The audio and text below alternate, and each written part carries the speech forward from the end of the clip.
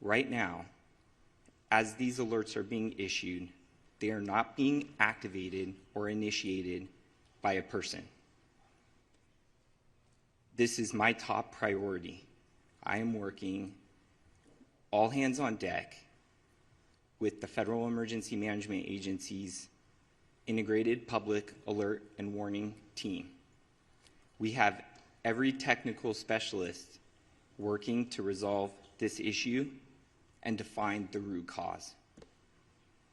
I implore everyone to not disable the messages on your phone. This is extremely frustrating, painful, and scary, but these alert tools have saved lives during this emergency. Not receiving an alert can be a consequence of life and death. As we continue to work on the root cause, I ask everyone that gets an alert to verify if they are in an evacuation warning or order to go to alertla.org, lacounty.gov/emergency, or dial 211 for assistance. The mapping is accurate on where evacuation warnings and orders exist. Again, this is my top priority. This is the top priority of my partners at the state and at FEMA with the Public Alert and Warning Tool to resolve this issue as quickly as possible and identify the root cause. Thank you. Thank you, Kevin. Good morning, everyone. I'm going to make this very short because we've got a full list of people that want to present today. You're going to hear information from our Insurance Commissioner, Ricardo Lara. Thank you for being here, about how residents can get connected to insurance support to recover and rebuild. And I was up in the Alpine area last night, and the common question was, how do I navigate the insurance process, and will I be able to get insured again? And so I felt it was important for us to hear from our Insurance Commissioner, who's been very engaged on this issue. And then I just want to say to everyone, you know, I've been out and I've heard from my residents, and I think we've all had someone impacted by this fire. I keep saying it, you are not alone. I talk to families that have lost everything, and they don't know where to go. And as the supervisor representing that district, but also as a chair, I speak for this board. We are here to support you, and we will be here for the long road to rebuild. So with that, I'd like to turn it over to Mayor Bass to say a few words. Thank you, Chair Barger. All of us here are working urgently and around the clock to confront this ongoing firestorm. And when we are on the front lines, when we're in the command posts, when we're in the Emergency Operations Center, we carry with us our friends and neighbors. That is what this fight is all about. It's about those friends, neighbors, and loved ones who have fled their homes, those who have lost their homes, those who have lost their lives. To all Angelenos, we are fighting hard for each of you. So here's our city update responding to this natural disaster. LAFD battled all night on the Palisades fire, the Hearst fire, the Kenneth fire, and airdrop efforts, thank goodness, continue. LAFD also responded to and extinguished fires in Pacoima, Hollywood, Studio City, and more. I do want to let everyone know that Griffith Park, including Runyon Canyon, will be closed through Sunday. Yesterday, President Biden pledged his full support for response efforts, including FEMA reimbursement, 100% of our disaster response costs. FEMA also launched resources and support for Angelenos impacted by these fires. Visit disasterassistance.gov to apply. We have worked with the Governor and Sheriff Luna to secure the National Guard, which will back up and free up our firefighters and police officers and play a key role in securing our evacuation zones to keep people safe and to protect against anyone thinking of taking advantage of this tragedy. People from across LA, The nation and the world are asking how to help. Yesterday, I spoke of the California Community Foundation's Wildlife Recovery Fund, and today I'm grateful to share that within 24 hours, they have raised $2.5 million from 4,000 generous donors. Visit calfund.org. I also mentioned that Airbnb has been working through the 211 online portal to provide free temporary housing. Now, the demand has been extremely high, and Airbnb has increased their commitment to providing emergency assistance for now 25,000 evacuees, first responders, and others impacted by the fires. Visit 211la.org to get connected. With so many homes and businesses lost, we are already putting plans in place to make sure that we aggressively rebuild. My office is leading the city effort to clear the way. Red tape, bureaucracy, all of it must go. This will be an enormous undertaking, but we will be ready for it because we will not rely on the old way of doing things. For this recovery, we will have, like we have done in other areas, we shake up the system and move forward with new strategies and policies. I don't believe that there is anything that Angelenos cannot do if we stand together. Thank you. Now I'd like to introduce LA County's 3rd District Supervisor, Lindsay Horvath. Good morning. I want to first start by thanking our first responders who were focused in the Topanga region yesterday and responded swiftly to the Kenneth fire. Incredible action from firefighters who are giving multiple fires absolutely everything they've got. Initial reports led our department to serious concerns, but we have the absolute best, most experienced teams leading our efforts, and even with the most challenging circumstances and terrain, they have been able to deliver. Next, I want to express my deep frustration with the alert system that is causing confusion and additional panic for our communities at this time of extreme crisis. Whatever the cause, it is unacceptable, and it is being addressed now by the county's Office of Emergency Management, as Director McGowan described. We'll be investigating what happened, how, and why at every level in our exhaustive after-action process to ensure it is corrected. There is a reason why we have redundancies in our communication system. Crises require them. Please sign up for alertla.org, visit emergency.lacounty.gov, and tune into local radio and TV. Our LA media partners have done an incredible job getting the word out, and it's why we hold these press briefings. In terms of overnight updates in the communities I represent, we had a small brush fire of under 5 acres in Pacoima that the fire department knocked out quickly, and we thank them for their bravery and their swift action. The fires continue to have air quality impacts throughout the Los Angeles County region. A smoke advisory has been extended through Friday.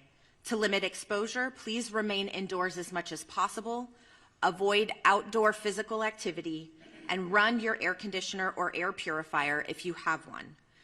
The Department of Public Health's Chief Deputy, Dr. Anish Mahajan, is here and can help answer questions about air quality. The strength and resolve of Los Angeles County residents, as well as our extraordinary first responders from every level of government, as well as our private citizens from across the country and right here in our own county, will be the way we get through this unimaginable tragedy. Thank you. I'd now like to welcome up LA County Fire Chief Anthony Maroney. Thank you, Supervisor. So good morning. The Eaton Fire, current estimated acreage, 13,956 acres with 3% containment. We still have 4,000 to 5,000 structures that may be damaged or destroyed. Once we do our damage inspection reports, we'll get a more accurate number for you. We currently have 1,527 firefighting personnel remaining assigned to this incident. The LA County Fire Department is in unified command with the U.S. Forest Service, the LA County Sheriffs, along with the Pasadena, Arcadia, Sierra Madre Fire Departments, and the Pasadena Police Department. Yesterday afternoon, the fire in the Eaton Canyon did make a push, towards historic Mount Wilson. This observatory is okay thanks to the efforts of the firefighters and observatory staff, and no buildings have been destroyed at Mount Wilson. A firefighter did suffer a significant fall injury yesterday at the Eaton fire. He remains hospitalized. He's resting comfortably, and he's in stable condition and expected to make a full recovery. The cause of the fire remains unknown, and we will advise the media once we get the cause determined. We are appreciative to our many mutual aid partners from out of state for providing assistance to Los Angeles County in our time of need. Thanks to the increased number of resources assigned, the region is in a much better posture than we were earlier this week. And I have been advised that mutual aid resources from Canada are arriving now. The National Weather Service predicts that the red flag will continue through Friday, or continue today through 6 p.m. However, our priority is also going to be to prepare for the next red flag event that is predicted to begin on Monday. I would also like to provide a brief update on the Kenneth fire that erupted yesterday near the Victory Trailhead at the border of Ventura and Los Angeles counties. Thanks to the quick action of first responders and aerial assets, the fire has been stopped. It's currently at 1,000 acres. We have 35% containment, and no structures are reported damaged or destroyed. One important topic I want to talk about is that we did have a drone incursion yesterday at the Palisades fire. Unknown exactly what time this small drone hit the wing of our CL-415 Super Scooper aircraft that we currently have on contract from the province of Quebec. The pilots were unaware that they hit the drone. It wasn't until they landed at Van Nuys Airport that the maintenance staff noticed that there was a fist-sized hole in the leading edge of the wing inboard of the landing light. That Super Scooper will be prioritized for repair 24/7. It should be flying Monday. We only have 2 of them. Everyone should know, all of your viewers, flying a drone in the fire traffic area is not only dangerous, but it's illegal. We do have our federal partners behind the scenes are going to be implementing procedures to be able to follow drones in our 2 large fire areas, and they will be able to identify who the operator of that drone is. The most important thing to know is that if you fly a drone at one of these brush fires, all aerial operations will be shut down. And we certainly don't want to have that happen. Before I close, I would like to thank Supervisor Barger and Horvath for their unwavering support and leadership.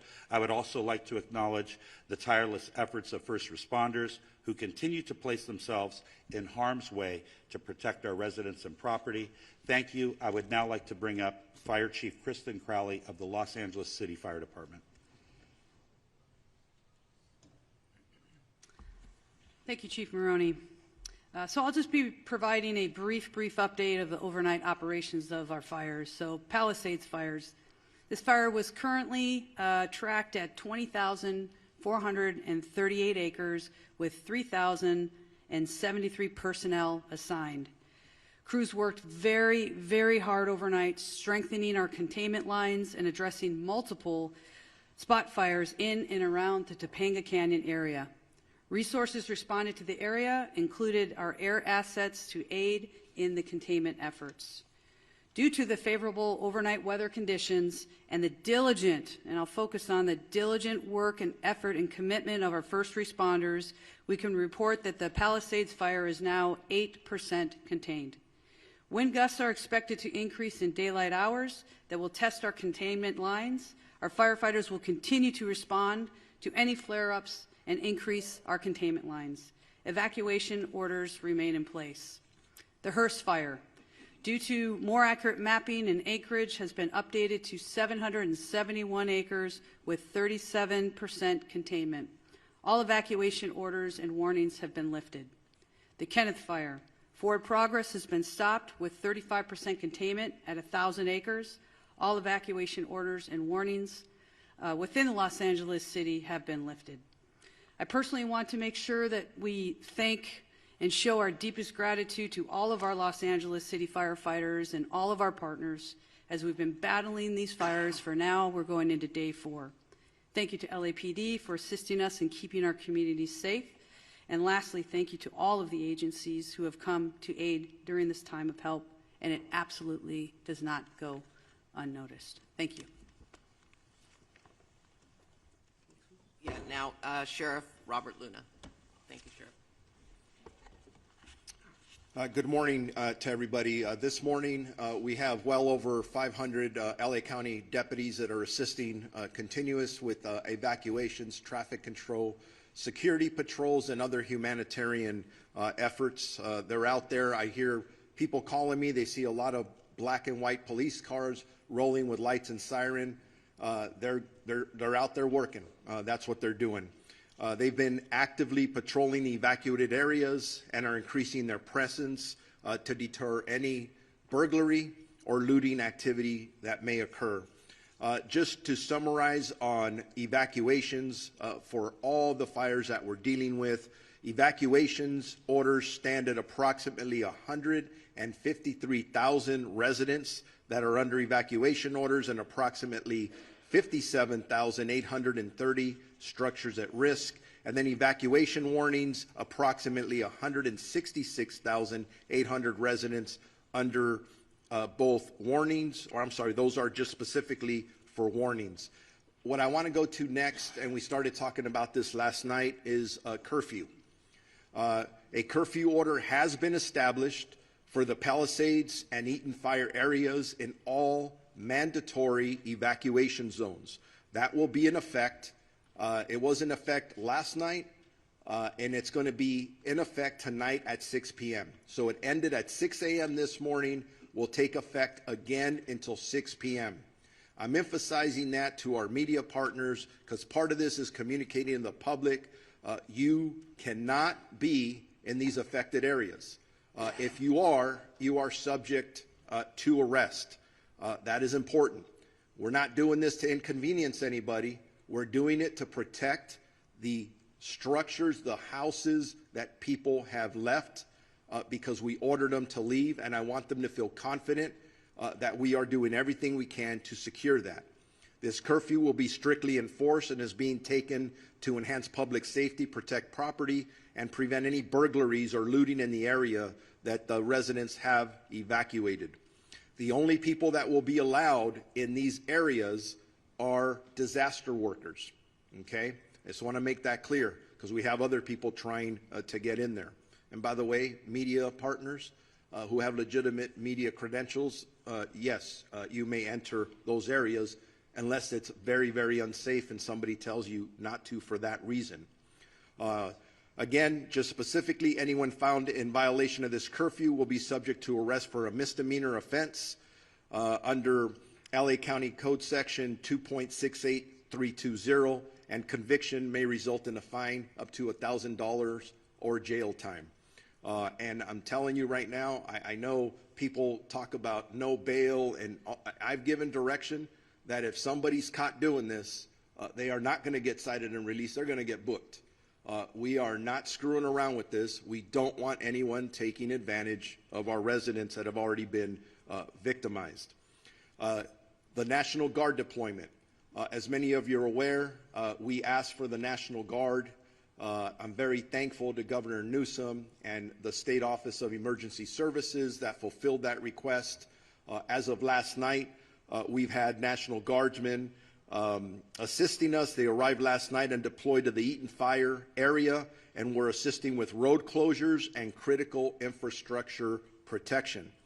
As additional Guard personnel arrive, and they will be in the next 12 to 24 hours, the Sheriff's Department will strategically coordinate their deployment with other partners such as the Los Angeles Police Department, Pasadena Police Department, Santa Monica Police Department, Azusa, and Arcadia. Those are the requests we have now. That may grow. We'll adjust as time goes on. I want to make sure that if anybody needs updated information on either evacuation orders or warnings or road closures, they go to lacounty.gov/emergency. And with that, I am going to be introducing Assistant Chief Dominic Choi from the Los Angeles Police Department. All right. Good morning. On behalf of the Los Angeles Police Department, I just want to extend our deepest sympathies to all those affected by our fires, and that includes many of our own LAPD officers who've lost homes and property in this fire, and they continue to serve these communities, and I appreciate all their work. I have a number of important updates for all of you today, and I'm going to start by an arrest that was made late yesterday afternoon. So yesterday afternoon, the Kenneth fire started at the border of West Hills in the city of Los Angeles and Ventura County. At 4:32 p.m., we received a 911 call that a suspect was attempting to light a fire in the community of Woodland Hills and was being detained by residents. Officers from LAPD's Topanga area responded and took that suspect into custody. And once we learned that this suspect was a possible arson suspect, our Major Crimes Division responded to Topanga Division along with Ventura County sheriffs, who was a lead in the Kenneth fire investigation. But they responded, they interviewed this suspect. After the interview and additional investigative steps, looking at some additional evidence that was present, they made the determination that there was not enough probable cause to arrest this person on arson or suspicion of arson, and therefore this person was arrested on a felony probation violation. This investigation is ongoing, however, and I'd like to thank those community members that were involved in this and helping us bring this person to our attention, and so we can have an ongoing investigation. The second point I want to talk about is for any of those people looking for loved ones or missing people related specifically to the Palisades fire. Now, the county is also doing this for the Eaton fire, but for the city of Los Angeles, we've stood up a family assistance center. This center is located at Chevy Hills Recreation Center, and it's at 2551 Motor Avenue. It's going to be open today from 10 a.m. to 6 p.m. and tomorrow from 9 a.m. to 5 p.m. We will have 10 officers there ready to receive anyone who needs to report a missing person related to the Palisades fire. We will also have the American Red Cross, the Mayor's Crisis Response Team, the LA County Medical Examiner's Office, and the LA County Department of Mental Health. They will be there to help support, answer questions, and provide information as necessary. Again, I just want to emphasize this is for missing people related to Palisades fire. This is not for any other issues related to the fire. LAPD and our law enforcement partners are actively maintaining law and order in the areas impacted by the fires. We're patrolling these areas to deter criminal activity and to continue to ensure public safety. Today, we're deploying 210 officers in these impacted areas. This deployment includes our partners from LA Port PD and LAWA PD, and I'm thankful for their support. Again, protecting our homes, businesses, and evacuated and vulnerable zones are our priority, and we will continue to ensure that no one takes advantage of these situations. You've heard this message before, but I'm going to say it again because it's so important and so critical. Looting has zero tolerance. Looting or exploiting in the disaster areas will not be tolerated. Anybody caught looting or committing crimes in the affected areas will be arrested and prosecuted to the fullest extent of the law. We'll remain vigilant and patrol these areas and ensure that we can mitigate any activity like this. And again, if you haven't already done so, you will start seeing in the city of Los Angeles the National Guard being deployed at the Palisades fire. Their role is going to be traffic control, managing roadways to ensure access to affected areas is restricted to authorized personnel only. They're going to be manning critical infrastructure security, as well as doing checkpoints and verifying credentials for those for ingress and egress. And lastly, these measures, controlling access, they are necessary. I just want the communities to know they are necessary for public safety and for proper community recovery. They are inconvenience, but it's something that we have to do. Residents are encouraged to call 911 if they see any suspicious activity. Law enforcement, National Guard, and other first responders are here to support this community and ensure their safety in a difficult time. Our commitment remains steadfast to restoring safety and normalcy as quickly as possible. Your cooperation and resilience from the community are greatly appreciated. Thank you. And at this time, I'd like to introduce Los Angeles County District Attorney Nathan Hockman. Thank you and good morning. The District Attorney's Office will be considering up to now 5 different types of cases that will eventually be presented from law enforcement. Let's start with arson. If it is determined that there is a man-made and intentional setting of any of the fires involved in this situation, the people who committed this arson will be arrested, they will be prosecuted, and they will be punished to the full extent of the law. Right now, obviously, law enforcement and the firefighters are focused on containing these properties, saving lives, saving homes. But eventually we will get to the causes of those fires, and at that part the DA's office will be working with law enforcement to go after anyone who is guilty of the crime of arson. Second types of crimes. If people are going to violate this curfew restriction and they get arrested, they will be prosecuted. Let me back up what the sheriff has said. In order to protect the homes of people who've been ordered to leave those homes, the sheriff, the Los Angeles Police Department, and local law enforcement is going to be working overtime to protect your home. In that way, if you violate the curfew, you will be arrested and then you will be prosecuted by the district attorney's office. Third issue, looting. Looting is a despicable crime. For the people who've already been arrested, please know that this is not going to end well. You will be punished to the full extent of the law, and I'm sending this warning message out again. If you want to take and go ahead and take advantage of people who have tragically suffered enormous losses in this county, the district attorney's office, working with law enforcement, will make sure you are arrested, you are prosecuted, and you are maximally punished. Drones. If you're thinking that it's fun to send a drone up in the area for your own amusement, or you want to get information that nobody else can get, and you do it in one of these areas for which drones are not permitted, I'll repeat one more time. You will be arrested, you will be prosecuted, and you will be punished to the full extent of the law. And the last type of crime that we'll be looking at are scams, and we're already seeing them. We're seeing people being targeted in GoFundMe scams by people who are trying to entice people to give money to people who have suffered when the people who are arranging this GoFundMe page are nothing but scammers. You must be aware of who you are being approached by and who you actually can go ahead and give your money to if you want to help them.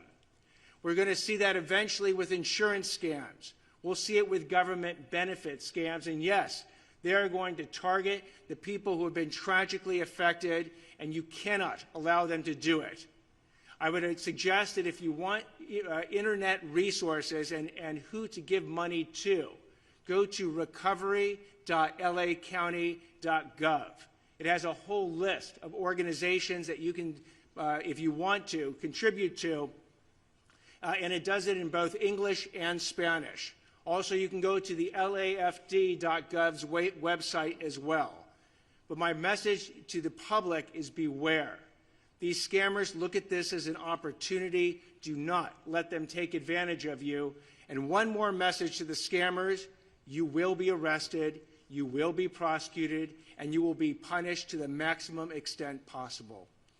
I'd like now to introduce California Insurance Commissioner Ricardo Lara. Thank you. Before I begin, I want to publicly thank the insurance commissioners from across the nation and the international insurance supervisors who have offered assistance and support during this difficult time. My heart goes out to my fellow Angelinos and to the firefighters currently battling these blazes. Let me be clear, my top priority is to protect all affected people during this crisis and assist in their insurance recovery. My primary concern at this very moment is to ensure that wildfire survivors receive the insurance benefits to which they are entitled to as soon as possible.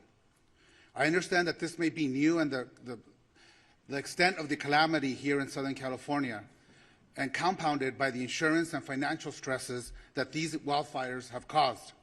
However, at the Department of Insurance, we have been confronting wildfires and other natural disasters throughout our entire state for a very long time, making us, unfortunately, response experts. Now is the time for you to focus on your family and on your health. the last thing you should be worrying about is your insurance. Here's what I've done to protect our wildfire victims to date. I am using my moratorium power to stop all non-renewals and cancellations. Last night, I issued a bulletin to protect homeowners affected by the Palisades and Eaton fires from non-renewals and cancellations by your insurance companies for 1 year, under a moratorium law that I wrote while I was serving in the state Senate. This covers you even if your home wasn't destroyed or damaged in the wildfire. You can visit insurance.ca.gov to look up your zip code if you are near these wildfires and obtain that protection. I'm also calling on insurance companies to suspend any pending non-renewals and cancellations that homeowners received before these fires started. This means that if you've received a non-renewal from your homeowner's insurance between October 9th and January 7th, essentially 90 days, your insurance company should do the right thing and retain you as a valued policyholder. I call upon all property insurance companies to pause these non-renewals and cancellations and provide essential stability for our communities, allowing consumers to focus on what's important at the moment, their safety and recovery. In my notice, I also urged insurers to extend the payment grace period beyond the existing 60 days for policyholders in areas directly affected by the wildfires, enabling Angelenos to pay their home insurance premiums amidst the challenges that they are currently facing. And if your policy was not renewed, or if you don't have coverage, please call us at 1-800-927-4357. We can help you find additional solutions. I have also directed my department's enforcement team to protect Angelenos from fraudsters targeting wildfire survivors and to assist with the ongoing evacuation efforts. My department has moved quickly to host an insurance support workshop on January 18th and 19th at Santa Monica College, followed by another event the following weekend at Pasadena City College.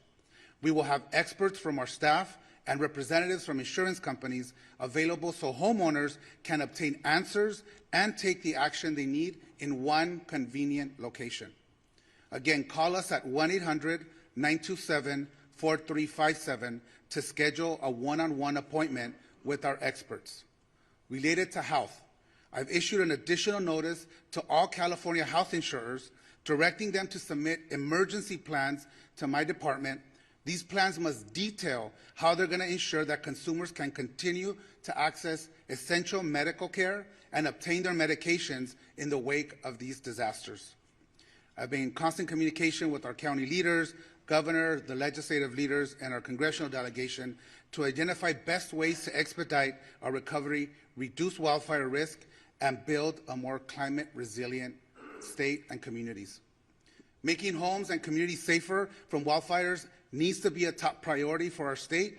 Looking forward, I'm going to ask the governor and the state legislature to support my proposal to provide consumers with home hardening grants. We need to put money in people's hands. This measure is critical to protecting homes and improving long-term resilience against wildfire risk. We are also going to be introducing legislation to include businesses in our moratorium law. Businesses are an important consumer of insurance and the financial backbone of many communities, and they also need this vital protection. Newly enacted insurance reforms are now in effect to make insurance rates more stable and predictable. My sustainable insurance strategy mandates that insurance companies expand and maintain coverage in high wildfire areas if they are going to use forward-looking catastrophic models and incorporate the reinsurance cost in the rate making, which my department just finalized in December. Why is this important for our residents? It ensures that Californians in wildfire-prone areas retain access to insurance and brings competition back into the market and ultimately lowering the cost. Without these measures, insurance companies may continue non-renewals, leaving communities at greater risk of underinsurance and total loss of coverage. Even with these devastating wildfires, I want to be clear, I am confident that these reforms will keep us on track to modernizing our insurance market, encourage insurers to return and expand in California, and protect the solvency of our market. We remain the largest insurance market in the nation, fourth in the world. Our goal is to ensure they remain financially solvent and can honor the claim that will stabilize our insurance market in the long run. Now, let me just quickly address issues surrounding the insurer of last resort, which we call the FAIR Plan. It has become clear that reforms are necessary as the coverage maximums have not changed in 30 years. I recognize that for some Californians, the coverage limits, even the ones that we've already implemented, are still very low. Under my strategy, we have also ensured the creation of a stronger, more sustainable FAIR Plan with the long-term financial strategy to withstand the challenging fires we are experiencing today. Let me be clear, once the fires are brought under control, we will get data directly from the insurance industry and the FAIR Plan about claims filed, as we have that we have on all the other fires that may or may not happen. We are focused on maintaining the FAIR Plan's financial health while getting people back to the regular market where they belong. In closing, our actions are focused on ensuring that the insurance companies meet their commitments to the consumers, that Californians are protected, not just in this crisis, but beyond. We are here to help. Please call us. We speak multiple languages in whatever language you feel comfortable. Insurance can be complicated. We are here to help you decipher your policy and help you understand what your rights are as consumers. Please call us at 1-800-927-4357, or you can use our live chat feature on our website at insurance.ca.gov. Together, we will get through this, I can assure you, and thank you. LA County Assessor Jeff Prang.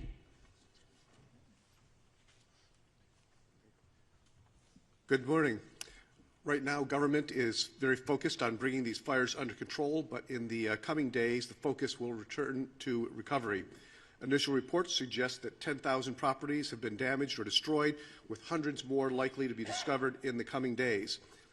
I appreciate that property taxes are not high on the list of things to worry about right now, as so many are focused on housing and safety, but financial issues will soon become a major issue for the victims of the fires.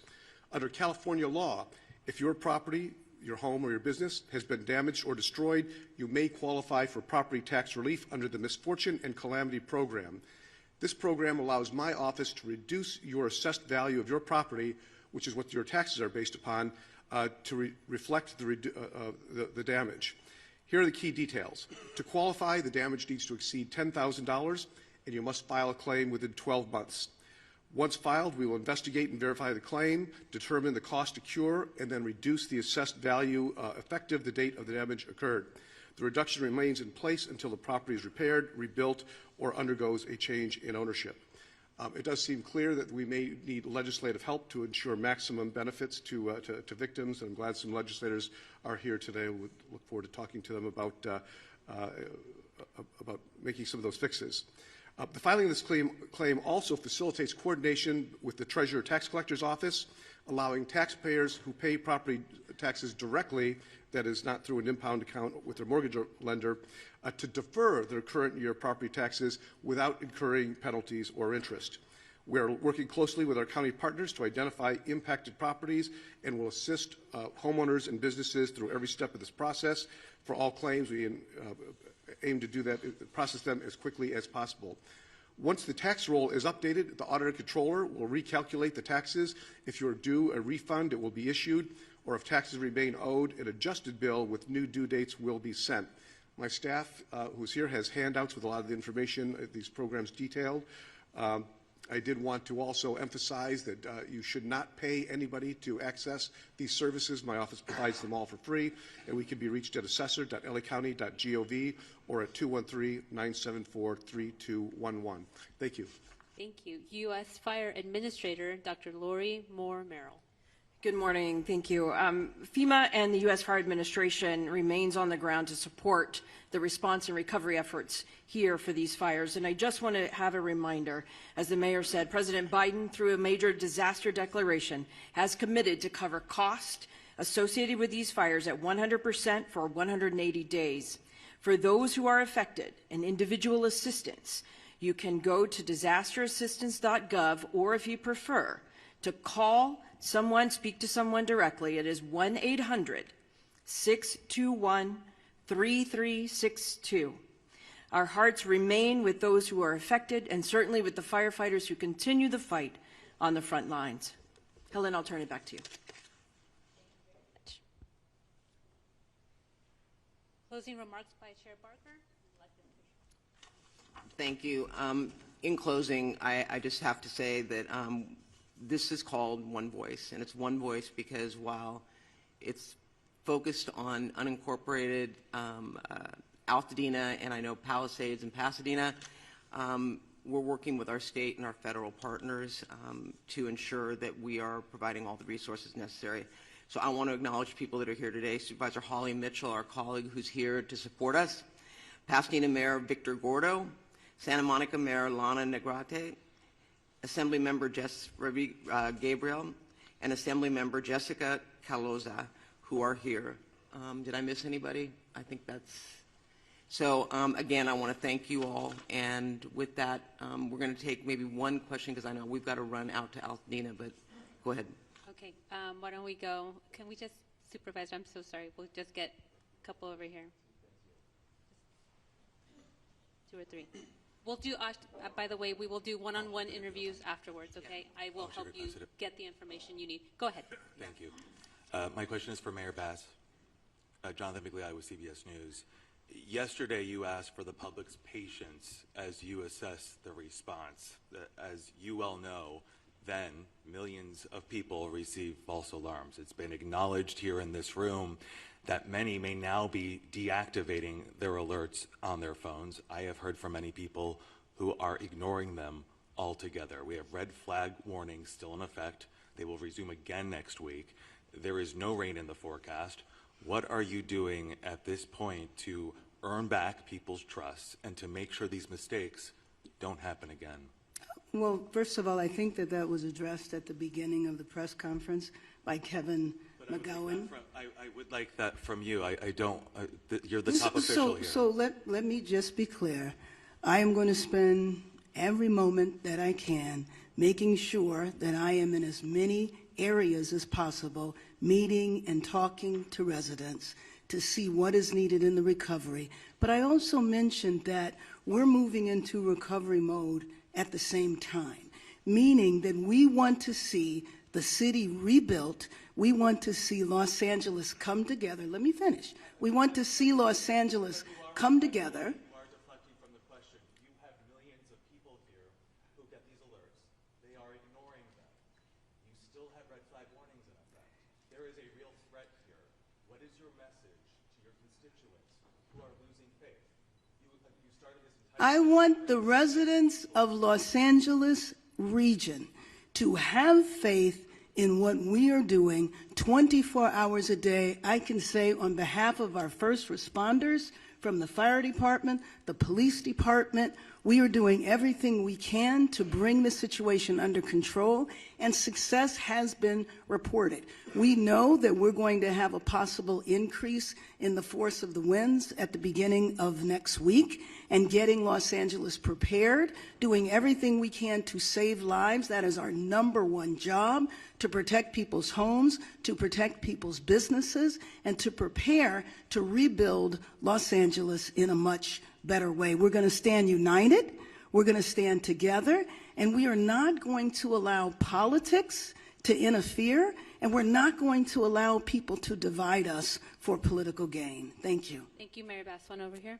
Bob DeCastro from Good Day LA, Fox 11. Just to follow up on that, because even after yesterday that errant message was sent out to Los Angeles County's some 10 million people, overnight, people were still receiving many messages, and we were even fielding calls from our own newsroom from people as far as San Bernardino that were receiving calls. You have no idea why people are getting these alerts and being startled in the middle of the night when they're already on edge in the Inland Empire. Why has that happened? You have no idea. And you also asked that people verify and get onto a website. Not everybody has the ability to jump on a website when they're panicked to try and figure out whether or not this is an actual alert. Thank you, and I appreciate the thoughts you're sharing and the question. I would take a second to explain how the alert system works. There's an interface, and you activate that interface with what type of an alert you're going to send, an evacuation order, an evacuation warning, and you identify a geographical area. After you initiate that message package is sent into what is the Integrated Public and Alert Warning System aggregator. That then transitions, I'll call it for lack of better terms, into a cloud that connects with all of our cell service providers. The root cause analysis is trying to establish where along that sequence there is an error going on. And in addition to that, it is important to understand that the cellular phone towers have different reach in how they're activating the message to the cell phone.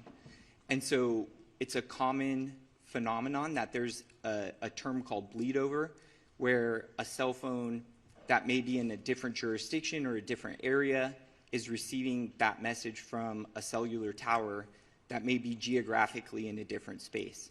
So right now, our number one priority is to establish how we can work with in coordination with our federal and state partners, how we can stop the messages that are going out right now that are not being initiated by a human action, to stop that, and then understand how that occurred so that the tool can still be used for what was identified as like a critical fire weather that we're still experiencing and will continue to experience. So can I just follow up on that? The bottom line is we are going to drill down, because I too got the alert. I got 2 alerts, and then I got an alert telling me to disregard the alerts. And, you know, as someone who has communities that are on edge, that are lined up, and I'm sure Mayor Gordo has the same situation going on as well. They're on pins and needles thinking that they're next. So we're drilling down right now, and the way it's described to me is there are towers that are now powering up, and it's up in this cloud. It's kind of like when you send an email and it goes into draft, and then once you hit internet, it gets sent.